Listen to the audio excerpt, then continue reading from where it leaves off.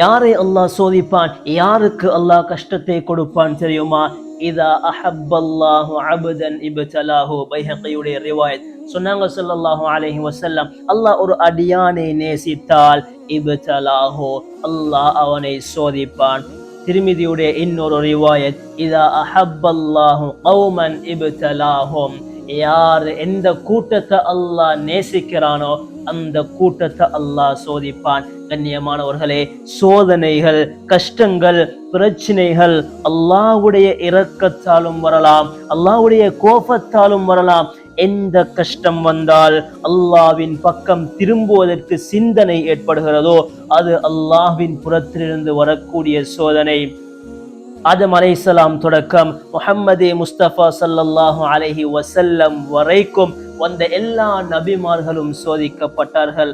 அல்லாஹ் குர்ஆன்ல கேக்குறான், அம் ஹஸிபுதும் அன் ததுகுலுல் ஜன்னத வலம்மா யஅதிகும் மஸலுல் லதீன ஹலௌ மின் கப்லிகும் மஸ்ஸத்ஹுமுல் பஅஸாஉ வத்தர்ரா.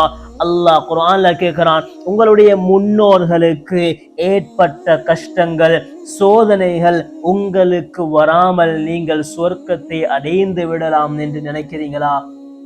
அந்த கஷ்டங்கள், அந்த சோதனைகள் வராம நீங்க லேசா சொர்க்கத்துக்கு பேத்திடலாம் என்று நினைக்கிறீங்களா?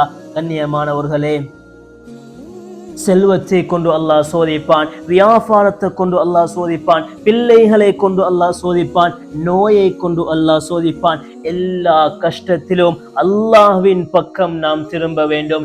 எந்த சோதனை வந்தாலும், எந்த கஷ்டம் வந்தாலும் நாம் அதிலே பொறுமையாக இருந்து அல்லாஹ்வின் பக்கம் திரும்ப வேண்டும். அல்லாஹ்வின் பக்கம் திரும்பினால் நிச்சயமாக, சத்தியமாக அல்லாஹ் அதைவிட சிறந்ததை அல்லாஹ் தருவான்.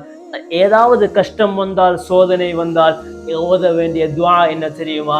இன்னா லில்லாஹி வ இன்னா இலைஹி ராஜிஊன். அல்லாஹும்ம அஜிர்னி ஃபீ முஸீபதி வஹ்லுஃப் லி கைரம் மின்ஹா.